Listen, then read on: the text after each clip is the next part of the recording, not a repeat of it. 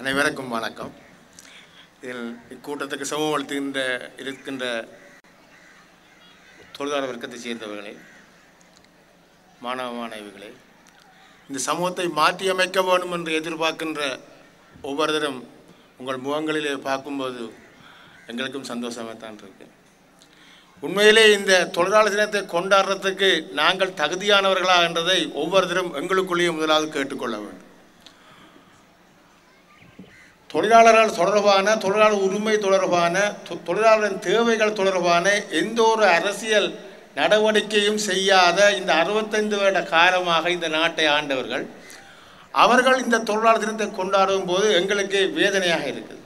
உண்மையிலேயே இன்றைக்கு 125 வருடங்களுக்கு முதல் எனக்கு 8 மணித்தியால நேரம் வேலை, 8 மணித்தியால நேரம் ஓய்வு, 8 மணித்தியால நேரம் நித்திரை வேணும் என்று கேட்ட மக்கள், இதற்கு மேல் எங்களுக்கு வேலை செய்ய முடியாது, ஒரு மனிதன் ஆக குறைந்தது 8 மணித்தியாலம் வேலை செய்தால் நீங்கள் தர சம்பளத்துக்கு காணும் என்று எதிர்பார்த்த காலத்திலே அதுக்காக போராடி வெற்றியை பெற்ற பின்பு அந்த போராட்டத்தை நசுக்குவதற்காக அன்றைய அரசு, அந்த நாடுகளை சார்ந்த அரசு அவர்களை அந்த கூட்டம் நடக்க விடாமல் தடுத்தது, கொஞ்சம் பேரை சுட்டும் கொண்டது.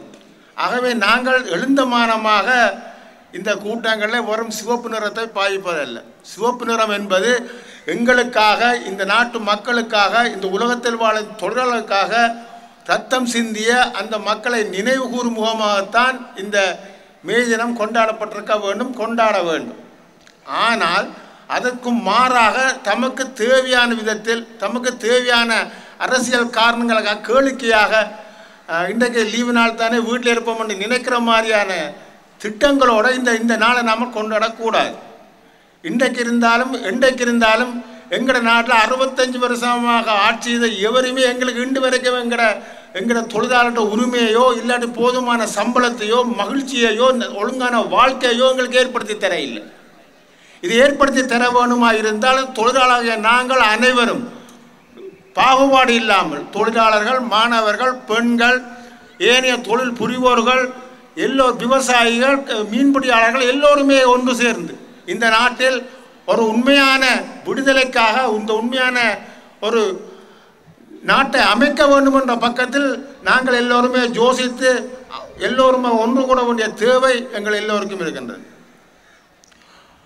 பொதுவாக உங்களுக்கு இந்த நாட்டில் என்ன மாதிரி அரசியல் நடக்குதுன்னு நாங்கள் அவங்களுக்கு ஒரு விளக்கம் சொல்ல தேவையில்லை. ஏனென்றால் நீங்கள் எல்லாரும், அதாவது இன்று வரைக்கும் இந்த 65 வருட காலம் வரைக்கும் நடத்தப்பட்ட, இன்று வரைக்கும் ஆட்சி நடத்தி கொண்டிருக்கிற UNPR, ஸ்ரீலங்கார், மைந்தன் ஆளார், இல்லாட்டி மைத்ரிபால ஆர், கூட்டணிகள் யார் இருக்கிறான், முஸ்லீம் காங்கிரஸ் யார் இருக்கிறான், மலையத்தில் யார் இருக்கான், முழு பேரும் ஒரு கட்சி, எல்லாருமா சேர்ந்து ஒரு கட்சி எனக்கு ஏற்படுத்தியிருக்கிறாங்க. எனக்கு நான் சொல்கிறத கேள், நான் சொல்கிறத செய்துதா, நான் கேட்குறத செய்துதான்ட்டு கேட்டு தனக்கு தேவையான ஒவ்வொருத்தரும் தங்கட வரையறைக்கு உட்பட்ட அளவில் ஏதோ ஒரு விதத்தில் ஒரு உடன்படிக்கையோட ஒரு அரசியல் அமைச்சிருக்கிறாங்க.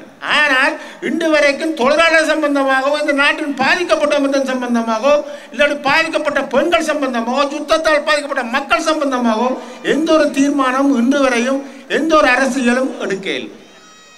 உண்மையிலே இந்த மே தினத்தை நாங்கள் கொண்டாட வேணுமா இருந்திருந்தால் உண்மையான இந்த மக்கள் எங்களுக்கு இன்று வரைக்கும் எங்களை காதுகளை ஒழிச்சு கொண்டிருக்கு அந்த இறந்த போராட்டத்தில் தங்களோட உண்மையான உரிமைக்காக கேட்டு போராடின தோழர்கள உணர்வுகள் எங்கள் மனதில் எப்பவும் எங்களுக்கு பிரதிபலிக்க வேண்டும். இந்த உணர்வுகள் எங்களுக்கு இல்லை என்றால் இந்த உணர்வுகளை வருஷம் ஒரு நாள் கண்டாலும் ஊட்ட வேண்டும் நினைக்கிறவரே விட்டு போட்டு வேற வேலை பார்க்குறான். அது இல்லாமல் நாங்கள் எல்லோருமாக சேர்ந்து இந்த தொழிலாளர் தினத்தில் நாங்கள் எல்லோரும் ஒரு முடிவெடுக்க வேண்டும். அதாவது தொழிலாளரின் உரிமையை பாதுகாக்கக்கூடிய ஒரு அரசை நாம் நிறுவிக்கொள்ளணும். அந்த அரசை நிறுவுவதற்கான நடவடிக்கையாக இந்த அரசியலை நாங்கள் தெரிந்து கொள்ளவும். அநேகமாக எங்கள் மத்தியில் இரக்கம் குறைபாடு, நாங்கள் வாக்களித்து விட்டோம், இனி நாங்கள் வீட்டில் வந்து இருந்தால் சரியான. ஆனால் அப்படியா இல்லை. உண்மையிலே இந்த அரசின் நடவடிக்கைகளை ஒவ்வொன்றாக பார்ப்பாமல் இருந்திருந்தால் இந்த அரசை அமைப்பதற்கும் இவர்களை இவ்வாறு நடக்க வைக்கிறதுக்கும் ஒவ்வொரு பொதுமக்களும் தான் அதுக்கு பொறுப்பு கூற வேண்டும். நாங்கள் வெறுமனே எந்த விதையும் இல்லாமல் இவர் இல்லாட்டி அவர் இல்லாட்டி இவர் இல்லாட்டி இவர் ரெண்டும் இல்லாட்டி இன்னொருத்தர் என்று ஆளையால் மாற்றி முகத்தை மட்டும் மாற்றிக்கொண்டு அரசியல் நடத்தாமல் உண்மையிலே இந்த நாட்டுக்கு எது தேவை, எப்படி செய்யப்பட வேண்டும் என்றதை பற்றி பார்க்கலாம். இந்த அண்மையில் நேற்று முந்தின நாள் வரைக்கும் 100 நாள் 100 வேலை திட்டம் என்று சொல்லி ஒரு தீர்மானித்து இந்த அரசாங்கம் 3 மாதமாக எல்லாரும் கதைச்சு எல்லாரும் ஆளுக்கால் சண்டை பிடிச்சி, நீ ஓம்பட்டா நான் ஓம்பிட மாட்டேன், நீ கொண்டு வர இதை நான் ஏற்றுக்கொள்ள மாட்டேன், எனக்கு வேறு யார் செய்ய தர வேணும், உனக்கு வேறு யார் தரணும்னு சொன்ன ஆக்கள் ஒரே நாளில் 212 பேரும் ஓமன்னு சொல்லி கையெழுத்து போட்டாங்க. அப்போ இவ்வளோ காலவங்களை ஏமாத்தினானே, உண்மையிலே அந்த சரியான கருத்துக்காக சண்டை பிடிச்சிருந்தா இறுதி வரைக்கும் அந்த சண்டையில் நின்றுருக்கோம். ஆனால் அப்படி செய்யப்படலை. கடைசி வரைக்கும் தாங்கள் என்ன நினைத்தாங்களோ எங்களை ஏமாற்றி 212 பேரும் கையெழுத்திட்டு ஒரு திட்டத்தை கொண்டாங்க. கொண்ட திட்டம் என்னென்னு இன்று வரைக்கும் உங்களுக்கும் தெரியாது, எங்களுக்கும் தெரியாது. கேட்டால் சொல்லப்படுறது 19ஆம் திருத்தச் சட்டம் நடைமுறைப்படுத்தப்பட்டிருக்கு. 19ஆம் திருத்தச் சட்டம் நடைமுறைப்படுத்தப்பட்டிருந்தால் என்னென்ன விஷயங்களை உள்ளடக்கப்பட்டிருக்குன்னு சொன்னால் அதுவும் தெரியாது. ஆனால் இதுக்கு முதல் ஆரம்பத்தில் நாங்கள் அறிஞ்சு கொண்டோம். அதாவது இந்த ஜனாதிபதி தேர்தல் வந்த காலத்தில் முதலாவது தீர்மானிக்கப்பட்ட விடயம், அதாவது இந்த ஜனாதிபதி முறையை ஒழிக்கிறதுக்கான, இந்த ஜனாதிபதி முறையை மாற்றி அமைக்கிறதுக்கான ஒரு அரசியல் ஜாப்பை, ஒரு அரசியல் தலைமையை நாங்கள் இந்த நாட்டுக்கு கொண்டு வருவோம்னு சொன்னார்கள். நாங்கள் எல்லாரும் உண்மையிலே சந்தோஷப்பட்டோம். இந்த 30 வருஷ காலம் இவங்க வந்து இந்த ஜனாதிபதி முறையால் ரொம்ப பாதிக்கப்பட்டு போகணும். ஆனால் அது யாராலும் பொது அமைச்சரை கொண்டு நாங்கள் உங்களுக்கு முன்னுக்கு வைப்பட்டு முதல் தரமாக எங்களுக்கு சொன்னாங்க. நாங்கள் எல்லாரும் நம்பினோம். அதுக்கு அர்ஜுனர் அனுத்துக்குண்ட பேரை சொன்னாங்க, அதுக்கு அப்புறம் செய்த தேரட்டை பேரை சொன்னாங்க, ஒரு கனவு சந்திரிகா பண்டாரனைக்கா சொன்னாங்க. இப்படி ஒவ்வொருத்தையும் சொல்லி கொண்டு தான் போனாங்க. ஆனால் கடைசி நேரத்தில் ஒரு ஆளை கொண்டு இறக்கிறாங்க. அவர் தான் மைத்திரிபால சேர்ந்தாங்க. எங்களுக்கு யாருக்குமே தெரியாத ஒரு புது ஆள் கொண்டு இறக்கி விட்டாங்க. அவரை வேறொரு கட்சியிலும் இல்லாத பொது வேட்பாளர். அவர் வந்தேன்னு சொன்னார், நான் வந்து ஜனாதிபதியின் அதாவது பலத்தை குறைக்கிறதுக்கான ஆட்சியை கொண்டு வர வேண்டும், வர்றதுக்கு முதல் ஜனாதிபதி நிலைமை மாற்றுவோம், ஆளை தெரிவு செய்த முறை சொல்லப்பட்டது அவருக்காக இருக்கிற பலத்தை குறைப்போம். அப்போ எது நாங்கள் கேட்டது, நாங்கள் ஆட்சி அமைக்கிறதுக்கும் இந்த இவருக்கு வாக்களித்தது ஜனாதிபதி முறையை இல்லாமல் செய், இந்த நாட்டில் களவு பொய்யில்லாத அரசாங்கத்தை கொண்டா, நியாயமான மக்களை கொண்டு நடத்தக்கூடிய அரசாங்கத்தை கொண்டாண்டு கேட்டு பலங்குறைக்கிற அரசாங்கம் நீங்கள் யாரும் கேட்டிருக்க மாட்டீங்க. ஆனால் நாங்கள் 100 நாளைக்கு பிறகு பலங்கொண்ட அரசாங்கத்தை கேட்டு தான் பேசாமல் கேட்டுக்கொண்டிருக்கோம். அப்போ இதுக்கு யார் தவறு விட்டது? நாங்கள் சரியாக எங்களோட கருத்துக்களை வெளிப்படுத்தாமல், இல்லாட்டி சரியான முறையில் இவர்களை தெரிவு செய்யாமல், ஏனோ தானே இவர் இல்லாட்டி அவர் பரவாயில்லை, அவர் இல்லாட்டி இவர் பரவாயில்லை, 65 வருஷமாக ஆளையால் தான் மூத்த மட்டும்தான் மாற்றி இருக்கிறோம். நடந்தது ஒன்றும் இல்லை. அதுதான் போகட்டும், எல்லாம் முடிஞ்சது. கடைசி நேரம் வரைக்கும் ஆனால் 212 பேரும் ஒன்றா வரணும்டா. கண்ண சேவைகள் அங்கே யார் என்னென்னத்தை விட்டு கொடுத்தான், என்னென்னத்தை செய்தான், என்னத்துக்காக விட்டு கொடுத்தான்னு நீங்கள் உங்களுக்கு தெரிஞ்ச அரசியல்வாதிகிட்ட கேட்டு பாருங்க. உங்களை வீட்டுக்கு கிட்ட உங்களுக்கு படிப்பிச்ச, இல்லாட்டி உங்களுக்கு அரசியல் சொல்லி தந்த அரசியல்வாதிகளுக்கு எப்படி நீங்களே ஒன்று சேர்ந்துங்க. அந்த கிட்டலாம் அந்த பேப்பரில் போட்டிருந்தாங்க. அப்படின்னா வந்து இந்த நல்ல நிலைமையாக கொண்டு வந்தது நாங்கள் தான், GNP ஸ்ரீலங்கா சுந்தர சொல்லி நாங்கள் தான் இந்த நல்ல நிலைமையாக கொண்டு வந்தேன். இதில் எடுத்து பிரிஞ்சு போன மைத்திரிபாலுக்கு கீழே கொஞ்சம் பேர் இருக்கிறாங்களே, இந்தியாவில் மைண்ட் அவங்க என்ன கட்சின்னு எங்களுக்கு இன்று வரைக்கும் தெரியாது. அவையில் 2 பேரும் நாங்கள் தான் கொண்டு வந்தது. 10க்கு JVP சொன்னிச்சு நாங்கள் தான் இந்த நிலைமையை நல்ல நிலைமையாக கொண்டு வந்தது. அது எந்த நல்ல நிலைமைன்னு எங்களுக்கு இன்று வரைக்கும் தெரியாது. அந்த நல்ல நிலைமை அதிகாரங்கள் குறைக்கப்பட்ட ஒரு அரசியல் அமைப்பு. இந்த அரசியல் அமைப்பை தான் நாங்கள் ஏற்றுக்கொள்கிறோமா? இந்த அரசியல் அமைப்பை நாங்கள் ஏற்றுக்கொண்டு இந்த மக்கள் அதனுடன் சேர்ந்து வாழ முடியுமான்னா அது அதை விட மோசமானது. ஜெயவர்தனா கொண்டு வந்தா விட மோசமானலாம் கொண்டு வந்திருக்கு. ஆனால் எங்களுக்கு தெரியாது. 100 நாள் வரைக்கும் கள்ளனை பிடின்னு சொல்லி ஒரு கள்ளனையும் பிடிச்ச வாழ இல்லை.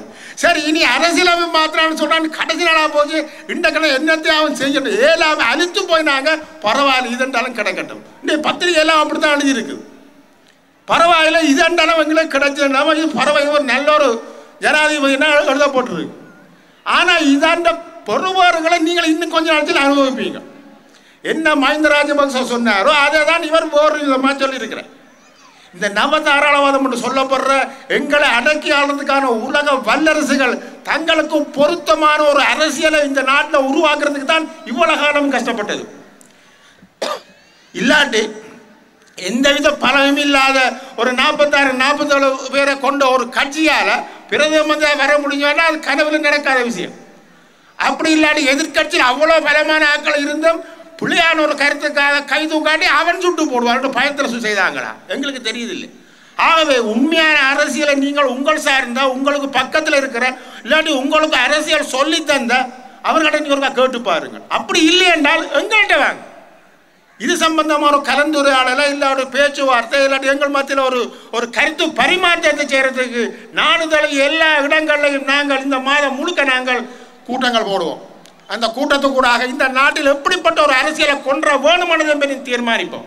இல்லாட்டி இந்த அரசியல் எது சரியான அரசியல் உங்கள்கிட்ட சொல்கிறோம் இல்லாட்டி எங்களுக்கு தெரியாத நீங்கள் எங்களுக்கு சொல்லித்தாங்க.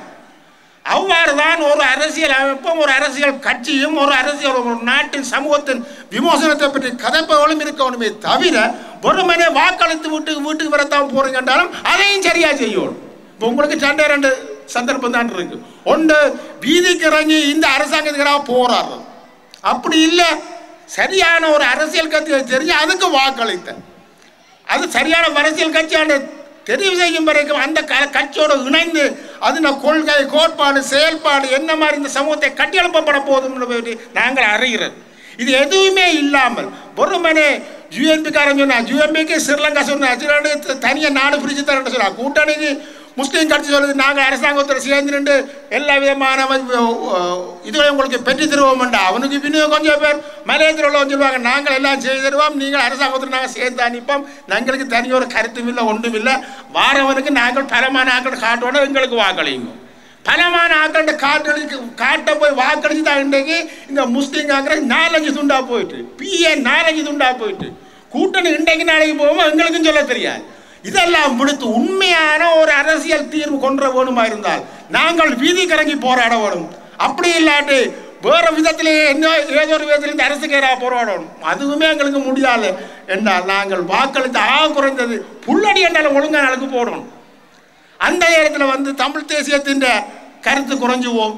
உலக நாடுகளை பார்க்குது. இப்போ 65 வருஷமா தான் நான் சொல்றீங்க எங்கட பிரச்சனை உலகம் அங்கீகரிக்காது. இன்னைக்கு எங்கட அங்கீகரிச்சிருக்கு இந்த கடைசி வரைக்கும் வடகிழக்கு மாநசபை வரைக்கும் நீங்கள் என்ன அரசாங்கத்தோடு சேர்ந்து ஏன் பெற்றுக்கொள்ளலாம் தான் முழு மக்களும் கருத்து சொன்னார்கள். ஆகவே இன்றைக்கு கடைசியாக கூட்டு சேர்ந்து ஒரு எம்பி இல்லாட்டி மினிஸ்டர் இல்லாட்டி ஒரு மாகாண அமைச்சர் பெற்றுக்கொண்டானே பெற்றுக்கொண்டான் கடந்த சிங்களத்தில். இப்படியான கேவலமான அரசாங்கம் தான் எங்கள்கிட்ட இருக்கு.